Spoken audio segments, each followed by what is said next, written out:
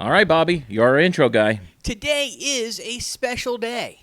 And today is a podcast where we talk about that special day. I'm Bobby Parker. And I'm Joey Nickel. Welcome to Today Is. All right, welcome to the show. We're very festive behind us. Extremely festive. And very nerdy. Very festive and very nerdy behind us. This is in my living room, by the way. This is in my living room. I do not live in a giant house. I live in a 3-bedroom house, about 1,400 square feet, maybe 1,500. And I have these all the time. I have full-size things like this, and we just have to leave them in the living room and then decorate them based on whatever holiday it is. Yeah. That's our only choice. That's the only thing we can do with it. I mean, that is by far the only choice because you can't get rid of them. I can't get rid of them, and I don't have, I can't store them in the garage. No. And bring them out whenever I want to look at them. So They just have to be here. They're here year-round. I don't know if you can... Actually, I think it's just the Stormtrooper in frame right now. Right.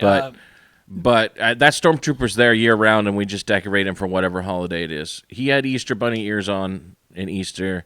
He had a shamrock tie on for St. Patrick's Day and shamrock suspenders. Let's see, what other holidays? He had, he was holding a plane for 9/11. No, that's not he was sporting a Union Jack flag for Independence Day. Yeah, exactly. So we have to decorate him with whatever holiday it is. That's the only way I can justify to my wife that he should be in our living room 24/7. Right. Also, he is a deterrent. Who's going to rob you when there's a stormtrooper watching? Right. I think that you should have him like looking out the front window. Yeah. Just because. And even if there's like a shade drawn over it, just the silhouette of a large individual looking out. Honestly, my kids are terrible, and they leave the door open a lot. Like we'll come home from church, and the door will have been completely open the whole time we were at church. And I bet these guys have deterred a couple people. I bet a couple people have go, oh, this door's open, and then they just come in and see a stormtrooper, and they have to exit. Just a large person just standing there looking at you intently. Right, when exactly. you walk in. Yeah, it's pleasant. Sometimes he has a weapon in his hand, too, so you never know what he's going to be like. Unfortunately, he'll never hit anybody with it. Yeah. No, they should know better that he's not going to be a good shot. They could probably rob whatever they wanted, and they're not going to get hit with whatever he's shooting at them. I'm on a bit of a time crunch. I have a hard out today. This week has been real tough trying to schedule this. It has been a bear of a week, yes. So yesterday, well, we're recording this the day after my wife's birthday. Okay. And yesterday I asked her if I should take a gig that I got yesterday. I was like, should I take this gig? Because we need money for the holidays. It is on your birthday. Do you care? Can we we can celebrate your birthday another day. We can celebrate it afterwards or whatever. She goes, that's fine. Take it. We need the money. It'll be fine. And then I knew it wasn't going to be fine. And it was fine. I don't think she was upset or anything, but I knew she was going to want to celebrate something today. Right. So she goes to Carrabba's with the kids then, and I get excluded, which is fine. But I knew she was going to want to do something today, or on the day of her birthday. And so there was a bit of a because we were going to maybe record the podcast after the show. And when I agreed to that, I kind of forgot it was her birthday. So I decided that we shouldn't record the podcast and that I should come home because it's her birthday. And I decided we should come home so that we can spend some time together and she can fall asleep while we watch TV. And like she does every time. Right. Like she does every evening. So that's why we didn't record. And then you were supposed to have rehearsal today. I was supposed to have rehearsal for the play that I'm in next week. And because of a scheduling conflict, it was canceled. And luckily, we found that out on late Monday night. So hey, that works out. I'm a little bit worried about everyone knowing their lines, but we're at the point where well. Yeah. Well, that's good that it got canceled because now we get to record the podcast today. Yeah. Which is good. And yeah, so that's where we're at. It's been and I'm going out of town tomorrow evening. I'm leaving tomorrow evening to go to the Blue Ridge Comedy Festival. Yes. So that, I'm thrilled about that. I will put this out there to the universe and to you right now. My goal is to be in this festival next year because I love Blue Ridge. I love everything about it. The comedy club, I've heard just so many wonderful things about it. I haven't actually been to that club, but I just love the area. I've heard some great things about it. Wes Johnson, friend of the show, he was telling me that he really likes the owner there. He's interacted with him a few times, so I'm excited. I'm excited to do it. It's I have 4 shows, I believe, during the festival, and I think one of them is at the actual club. That's so cool. Yeah. Maybe 2 of them. I know one of them's at an axe throwing place. Oh, that's fun. Which is now the new comedy club, apparently. Yeah. This will be the 3rd show I've done at an axe throwing place in like a year. I've done 2, I think, and I frankly don't do as many shows as you do. Did you do the one up in Georgia, or? I have not done the one in Georgia. Okay. Well, it's closed anyway. So you can't, okay? You can't do the show there. No, I did. Yeah, this will be the 3rd one. We did that one together in Jacksonville at the Emerald Vine Room. Emerald Vine, yep. And then we did, and then I'm doing this. Then I did one in Georgia at Camden something. Camden, I forget what it's called. Anyway, it's not called anything now because they sold it and closed down, so the show's not there anymore. And now I'll be doing one in at an axe throwing place in. By the way, it is in Bristol, Tennessee, but there is also a Bristol, Virginia, right across the border. That is confusing. Yeah, so I'm doing the axe throwing show at Bristol, Virginia, at an axe throwing place in Bristol, Virginia. Which when I saw it, I was like, "Oh, did they mess up and say Virginia on this instead of I'm pretty sure it's Bristol, Tennessee." And I looked it up, and it is 9 minutes from the comedy club. So, that bothers me that they don't put like a direction on there, like St. Louis and East St. Louis, something like that. Yeah, right. Yeah, Missouri, St. Louis, or like, Kansas City has the same problem, right? It's right. Kansas City, Missouri, and Kansas City, Kansas. Right, but they're not like 9 minutes away from each other. Yeah, right. So like at least you're like, oh, it's a completely different state. I know I'm hours away. They could be bordering though. These 2 cities, they could be touching each other even. Right. That's my point. One of them should be Bristol, and the other one should be like North Bristol or West Bristol, right? Something like that. Yeah, exactly. Yeah, it is a little confusing, but I will be in Bristol, Tennessee, and Bristol, Virginia this weekend doing some shows. So if you're in that area, come to the shows. Go to BlueRidgeComedyClub.com. And the full schedule is there. You can see which ones I'll be on. I've got a show. The ones I'll be at the comedy club, I think, are Saturday. I believe so. I believe Saturday I've got like a 4:00 show, which is early. It's an early show. It's also a clean show. You're gonna get old people, I hope. We'll see. Yeah. And then the later show, I think I've got one at like 8 or something like that night. The axe throwing show's at 9:30 on Friday. And then there will also be the rap party is also a karaoke show. So all of us will be singing karaoke. They're selling tickets to it. I don't know if they're selling tickets, but they're having tickets. It's part of the festival to come watch the comedians do karaoke.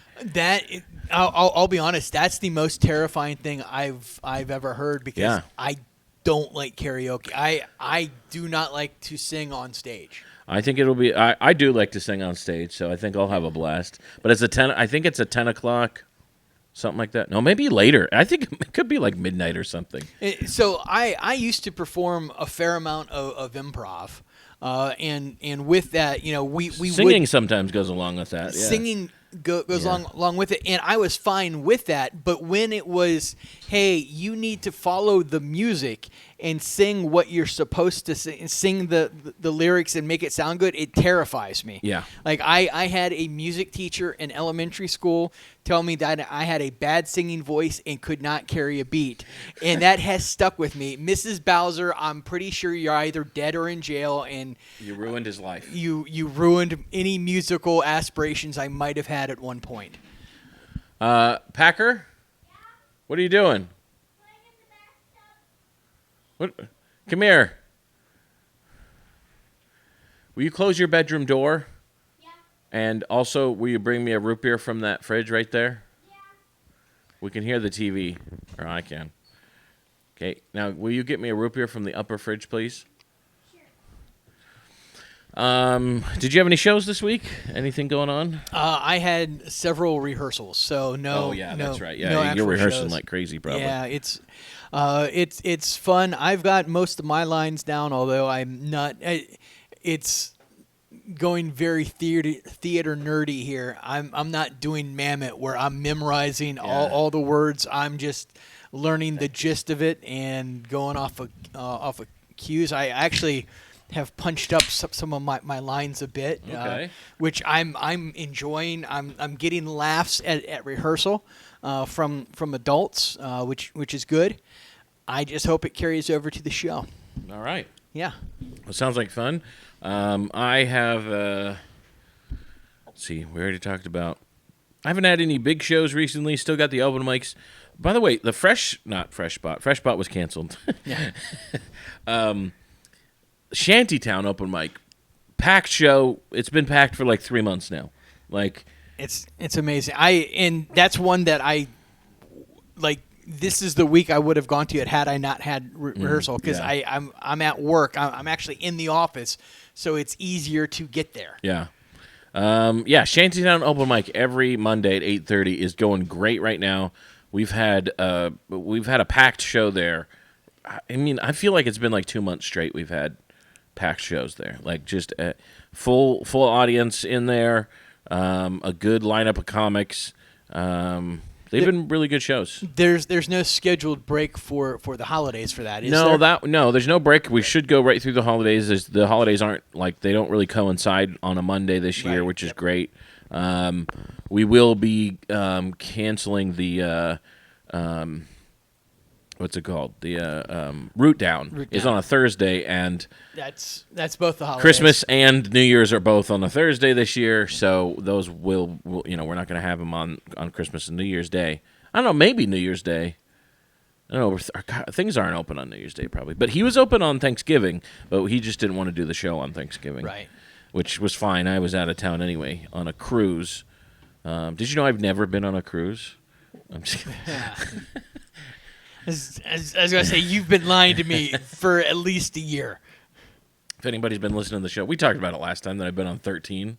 Right? Yes. That was my 13th cruise. And like it was 12 this year, or something. Almost 4 this year, not 12 this four year. This, once a month, I'm just going on a cruise once a month. It feels like once a month you're on a cruise. You're It like, does hey, feel like that. Yeah, it does feel like that. In fact, every time I ask Marcus to cover for me, no matter what it is, he just assumes I'm on a cruise. Yeah. Like he just assumes that's why I'm asking him to host Shantytown on Mondays. It's the quarterly Nickel cruise. Yeah. The Nickel family quarterly cruise. Yeah. I like to say that I'm going on deployment every time I go, and We've got to get on a ship. yeah. Packer, you can't do that, buddy. No, don't play in the bathroom either. That's loud in the tub. And where do I play? You can close the door. Play in the tub and close the door. How's that sound? All right. Man, the joys of being a child. So I did want to. I have an update. Not really an update, but I did find the thing. Oh, The mystery envelope. You just mentioned Marcus. The last time he was on the show, We talked about it, we and I talked about couldn't. this. I didn't have the thing. Right. But this is the thing now. I was afraid that it had disappeared, and I had imagined it. Here it is. It has my name. Just as Joey Nickel. And it's if I remember correctly, it's from something like Industry City. City of Industry, City of California. Industry, gotcha. City of Industry from Chen. I have. You can see it here. I blacked out the. I redacted the addresses so that it was to protect the innocent. I blacked out the addresses, but you can see it's just a plain ground transportation. It's not even priority mail. It's just a ground envelope. USPS. And then when you open it up, this is all that was in it. This is it. This is the entirety of the contents of this envelope. Just I don't know. I want to pick it up, but I don't want anthrax. Yeah, I don't. Yeah. That's So I take an injection for my psoriasis, and she was giving me the results of my recent blood work. I have to have blood work done every couple months. right. And then she was going through the list. She says, "Okay, negative for AIDS." And I was like, "Oh, you tested for AIDS?" It's like, yeah, we test for AIDS, just in case, because if you have it and you don't know it, then it'd be pretty bad if you got on this biologic. Makes complete sense. Yeah, but I was just surprised by that. I wasn't surprised that I didn't have AIDS. That's not what I'm trying to say. I was surprised that there was a test that I had been tested for AIDS. Oh, we're on completely different surprise links then. I'm surprised you don't have it because you've been on quarterly cruises, and I don't is know true. what goes on cruises. Yeah, that is true. We do go to Somalia a lot on these cruises. And Haiti. We go to Haiti a lot, but this is yeah. So we know this doesn't have AIDS because I tested negative for AIDS. Okay. I'm glad I picked it up then. I don't know if she texted for anthrax. Yeah. So we'll see. Don't have hepatitis, so there's no hepatitis in here. Okay. I'm just smelling it. I thought you were gonna taste it for a no, second. No. No. Just it smells like a piece of cardboard. There's no distinct smell. Yeah. So if anybody has any idea what this is, I have no idea why I got it.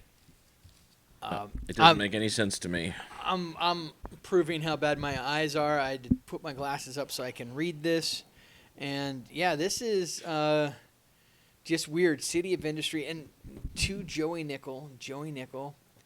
I do see one word here that just might kind of give us something.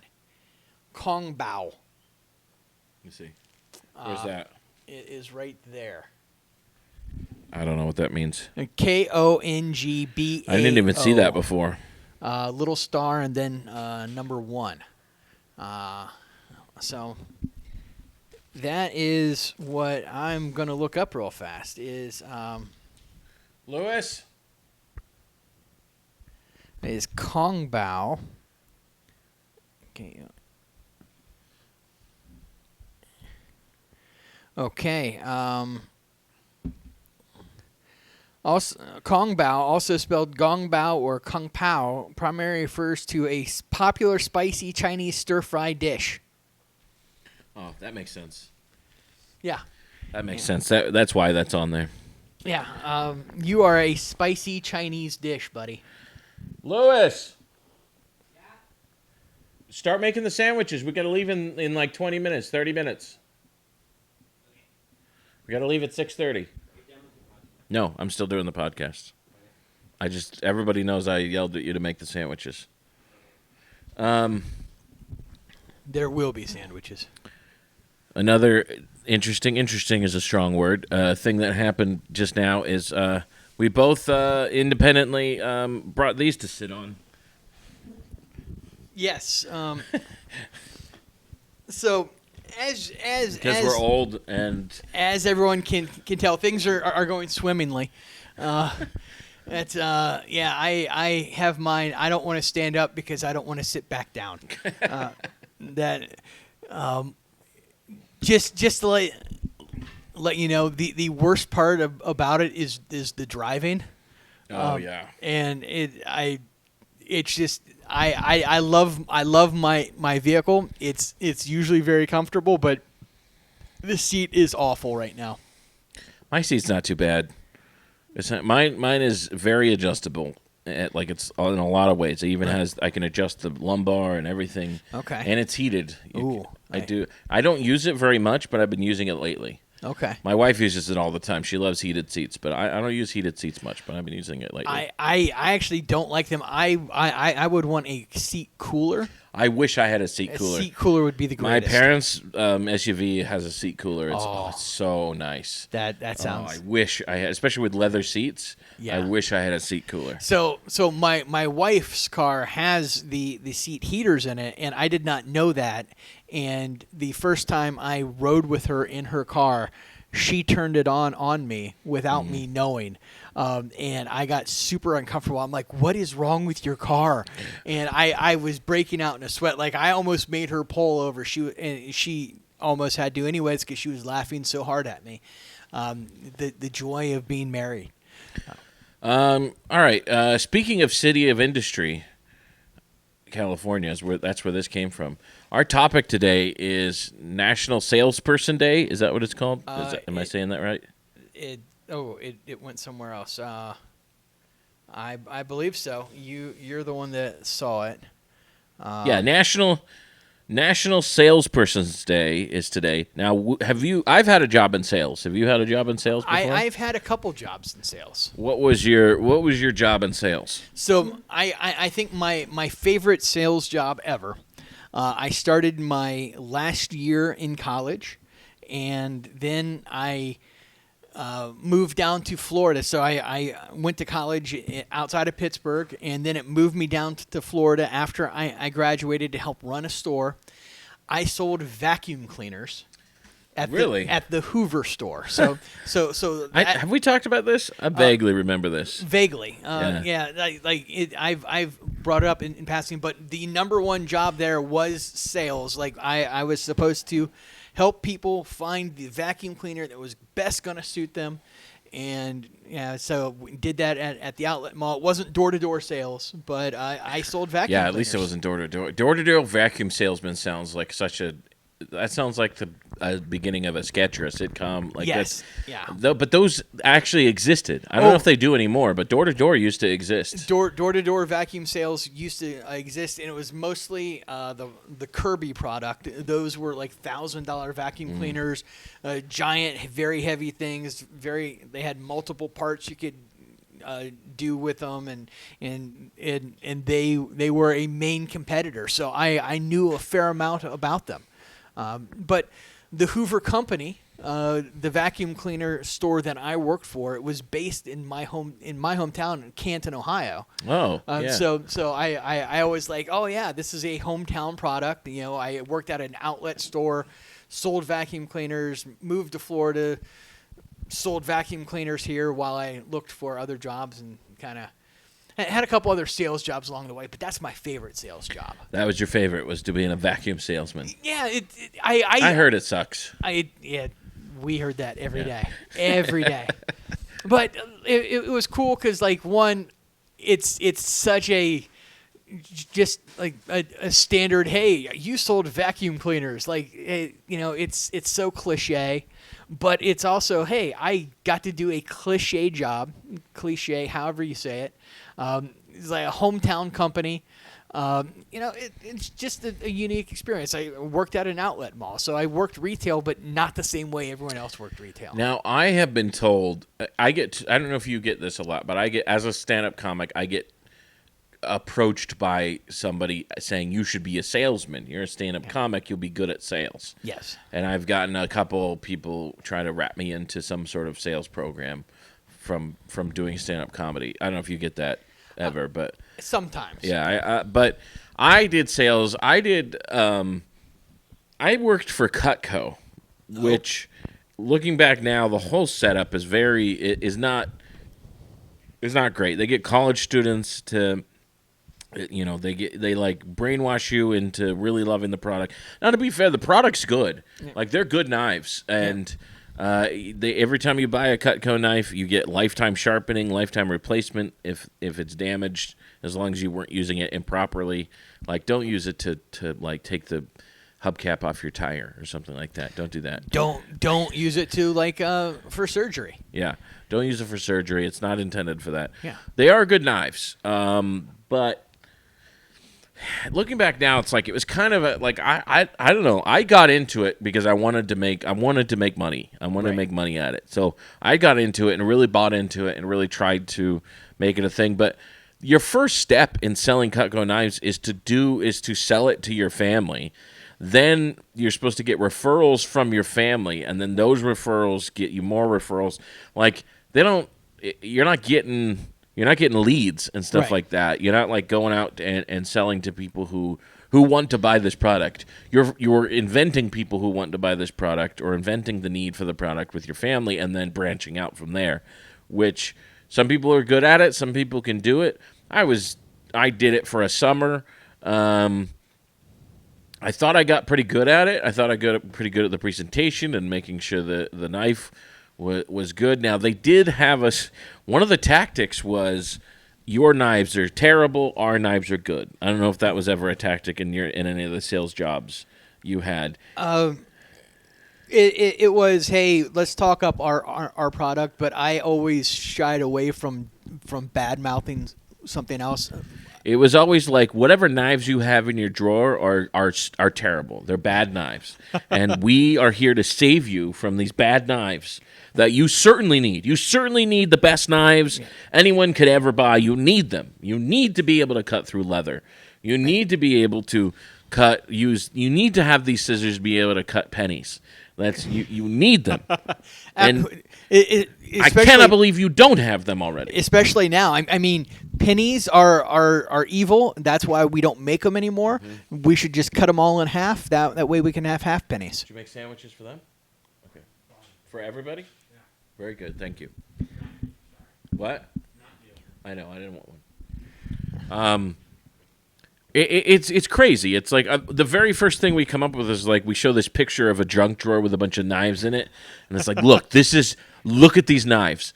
These are your knives. These are your sad, pathetic, stupid knives, and they are the most expensive knives in the world because you're gonna keep buying them. You're gonna have to buy a new knife like every week. You're gonna have to buy it. That was basically the tactic. You see that knife? It's going to rust, and you're going to end up with blood poisoning when you drop it on your foot accidentally. You will die from these knives. Yeah. You should not have these knives.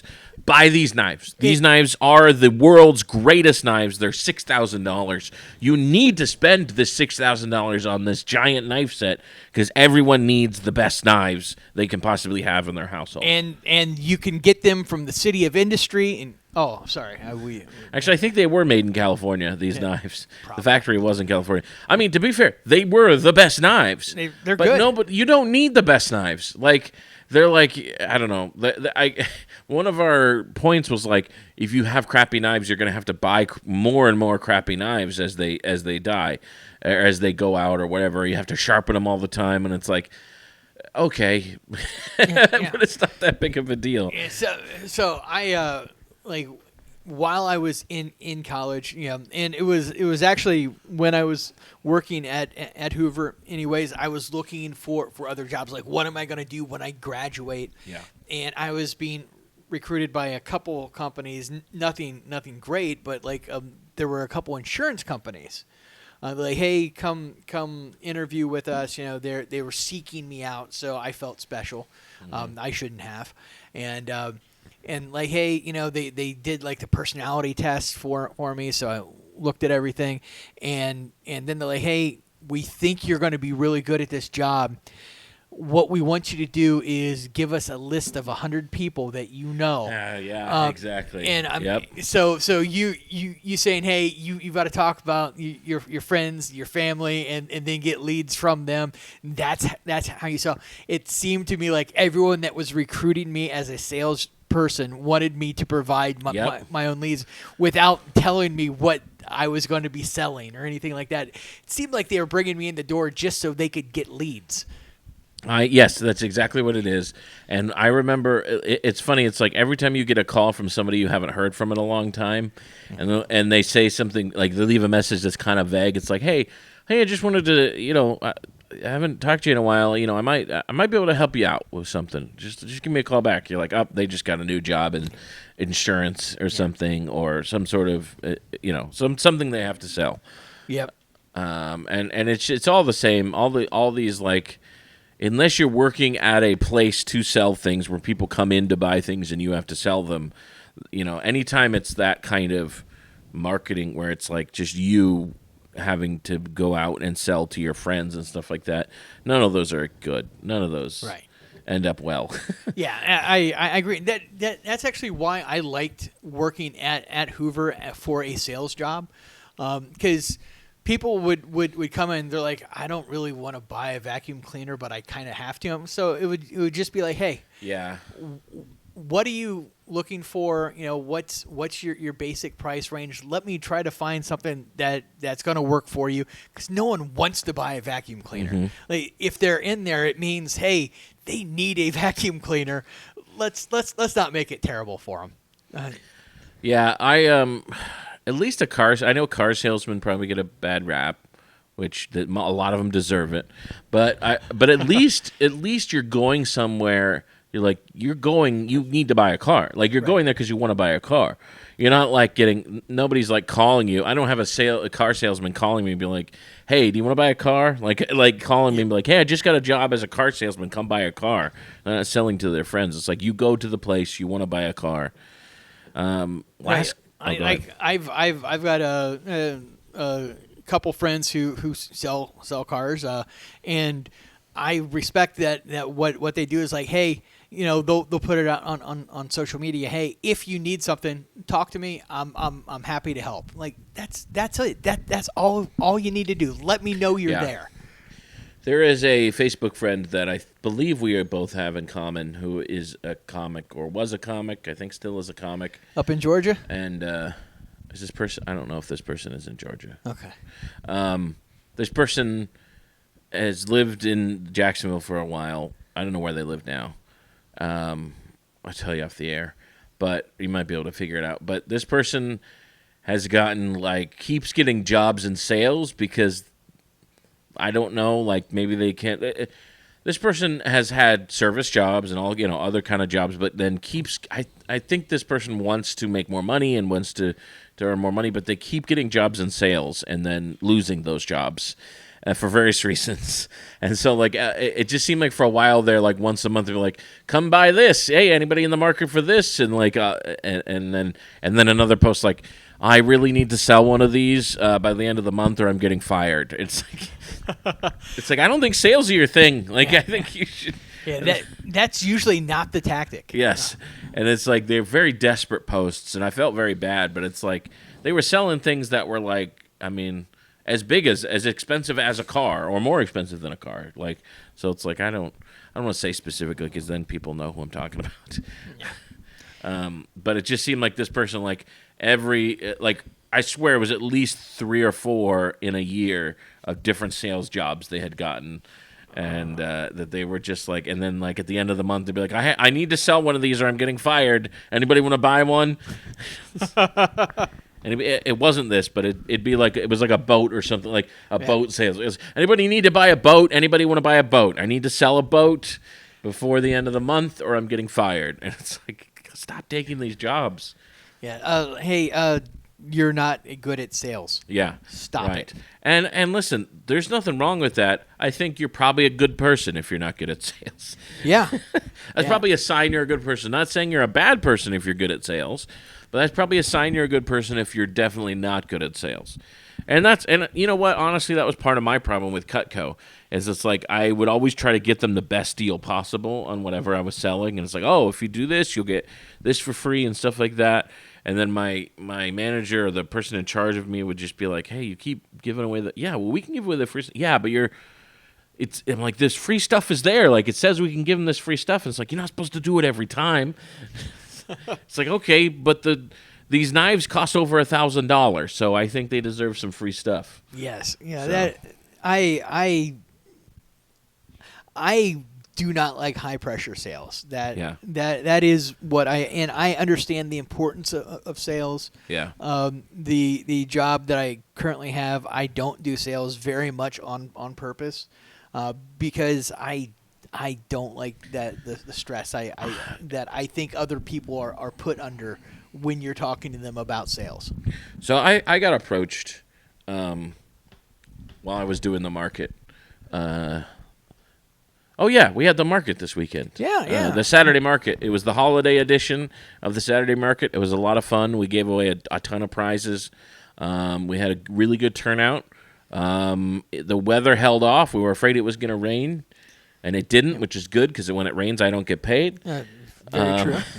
So it was a lot of fun. I really enjoyed having that market. I got approached to do this market, and it was through somebody that booked some entertainment things for me, and they said, hey, would you be interested in doing this market? I think we want you because you're a stand-up comic. And they told me what it was, and they wanted me to host and give away prizes and play music and stuff, and I was like, I don't know. I wasn't sure what they wanted. I was like, I don't know if that's something that I can do as a comic. And they're like, well, we'll pay you $500. And I said, I host markets now. That's what I do. So This is my new career. yes, this is all I do now is host markets. And so I took the job. It's been great. Like I go around and talk to, like it started with me like making fun of the businesses and like roasting them and stuff. But now it's just me. It's evolved into this thing where the businesses, all of the vendors will, if they want to, they will give me a prize to give away. Or they'll give me a card and I'll send them to the booth to get the prize so that they can upsell them, stuff like that. So anybody who wants to, any vendor who wants to can give away a prize. I stop a random person at the market and ask them a trivia question, and then we have fun. And I tell them, I'll give you the prize even if you get it wrong. It's just an excuse for me to give away the prize. Right. And I do a little profiling, like if the Mary Kay booth gives me something, I'm not stopping. Me. Yeah, I'm not stopping Bobby. If the Mary Kay booth, I'm definitely stopping somebody who looks like they'd be interested in a free Mary Kay product. Stuff like that. Or if I get, if the person who makes dog sweaters gives me something, I'm not stopping somebody who doesn't have a dog with them. Right. So it works out great. I've been doing it now for 2.5 years. It's a lot of fun. One thing I did not notice, I don't know how long they've been there, for a while, I think. There is a synagogue in the plaza that we do the market at, and I'm pretty sure they're Orthodox, or I don't know if they're Hasidic, but they walk to church on Saturdays. I don't know why. I've never seen them before. This was the first time I saw them walking to church, and so they go have their service because it is on a Saturday. We're doing the market, and this was the first time that the rabbi asked us to turn the speaker away because the music I was playing, they said it was a little too loud, and I did. I don't know if it helped, but I did turn the speaker away, and I realized that I had been blasting Christmas music at a synagogue for 2 hours, which I'm pretty sure is a hate crime. I'm pretty sure. Not in Florida, but most everywhere else. I've just had the speaker pointed right. I looked, and you can see and it's been there. I don't know why I never noticed it, but it's been there for a while, I guess. Just they have the Hebrew characters there, and the if that's what it's called, and then it says all the stuff, and it's like, and I've just been blasting Christmas music at the Jews for 2 hours. Yeah, they walked out. Hey, would you mind being a mensch and turning that the other way? Kidding me? Like, could you mind turning the speaker? And I was like, yeah. That was the first time they've complained about the noise. Yeah. So I don't know if it was specifically the Christmas music. Just wait till Easter, buddy. Just wait till Easter. Right. So anyway, it was a good market. It was a lot of fun. But a couple months ago, I got approached by a guy who's like, we'd like you to come be a DJ or like host a show on this. We have this internet radio company, right? And we'd like you to come host a show. And our recording studio is here, and like you could come host a show. And but this is a nonprofit, and that's the only way I wanted to do it is to have it be a nonprofit. Now this guy is a very fast talking guy. Like right. He's a guy who just talks a lot, and like always to me the way he was talking, it always feels like they're being sneaky, like somebody who overcompensates. Yes. With the talking to cover up the fact that they're being sneaky, or they're being I don't know. Maybe I'm wrong about how I read this guy, but I didn't get a good feeling from him. Just like, because he kept saying, he was very proud it was a nonprofit. He kept saying, the only way I would do it is if it was a nonprofit. I wanted to make sure it was a nonprofit. It's definitely a nonprofit. It's like, it kind of sounds like it's not a kind of sounds like you're taking the money. Like, kind of sounds like you're really saying it's a nonprofit way too many times. It kind of sounds like you're making sure the business has no profit because it all goes to you. Yes, exactly. That's how I felt, and I was like, this is weird. Is he Somali? No. Okay. But it was like, and it is like, it does exist. Like you can go, it is an actual internet radio station.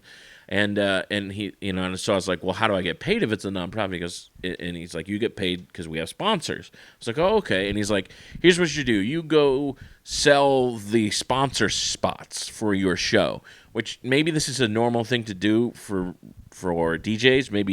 Maybe all radio shows do this. Like you have to go sell your own spots. I don't know. That sounded I didn't want to do that. I didn't want to Yeah. go to the local. Like basically, you go to local businesses and you're like, hey, for $1,000, you can buy ad space on our show, on our weekly show or whatever. Which maybe that's how it's done, but I just didn't want to go out there and sell ad space for.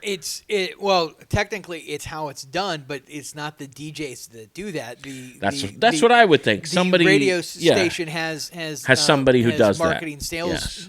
People that do that targeting, and they use analytics and Yeah. say, hey, this audience consists of this, and we know that people listen for so long. Yeah, I just didn't want to. Basically, he's like, if you want to get paid to do this, you have to go sell ad space for your show. Which I'm like, if I'm gonna do that, I'd rather do that on my own. Like I don't like, and I don't. It's not like I get the money from that. It's like I get a percentage of it, Right. And then the rest goes to running the radio station, which makes sense. Which goes to that guy. Which, yeah, exactly. That's what I'm like. This just doesn't. And he's like, and here's the other thing that I don't like. That always gives me is always a red flag, is when they say things like, he's giving me the breakdown, right? And he's like, this is what we offer. We offer a year spot, or you can do a 5 spot over a year, something like that. He was giving me all the breakdown of the sponsorship, and then he's like, normally we only give I'm making up these numbers. I don't remember what they were exactly. But he's like, normally we give we only give 40% of the spot you'd get 40%, but for you I'll give you 50%. And it's like, what do you mean for me? That's always a red flag. I'm like, well, for you, because I've known you for 2 seconds, I will give you half of the commission, or your commission is 50% or whatever on it. The number I'm making up those numbers, right. But just the phrase for you. Or like anytime you're in a sales situation where somebody's trying to sell you something or make you buy into something, if they say for you and you didn't know them before that day, that's a red flag. Yeah. Oh, that's such a red flag. So that actually reminds me, when I started in comedy way back when, Danny Johnson, he knew this guy who was putting on a show that was being it was like on public TV, public access TV. It's like, hey, Bobby might be interested in doing like 5 minutes or something like that. I'm like, oh, it's got to be a TV spot. Well, this guy, he's like, hey, I need you to sell tickets to come see this, and they're like $40 a piece. I'm like, people can see me at the open mic for free. Yeah. I'm not selling them $40. That's the other thing. As a comic, when you first get started as a comic, they so many clubs want you to sell tickets for them, which I understand that's the business, and eventually that's where you get to. Like, eventually you make money because people want to come pay to see you. Right. But it's like, those early bringer shows and are pretty rough. And if it was just a show, like, hey, this is a comedy show at a comedy club, I would not have a problem saying, hey, come buy tickets for it.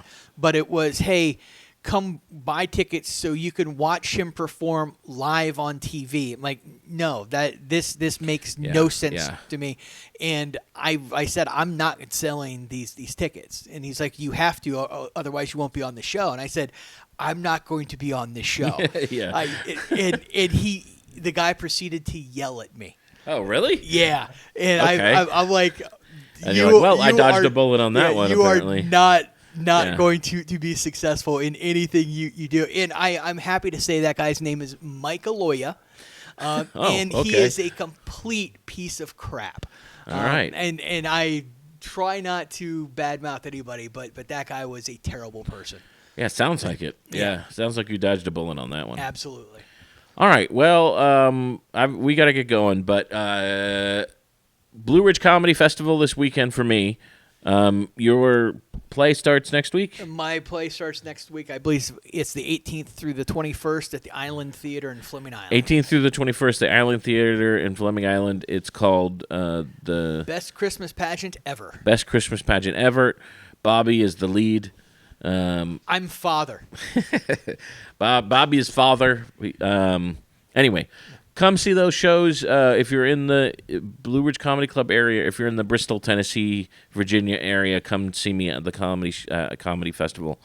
Anything else? I think that's it. You guys wrapping up? Yeah, we are wrapping up. Okay. All right. Today is National Salesperson's Day, which we kind of did not celebrate sales people very much. We kind of talked about bad stuff, but there's some good salesmen out there. Maybe. I don't know. Probably not. Absolutely. All right. National Salesperson's Day.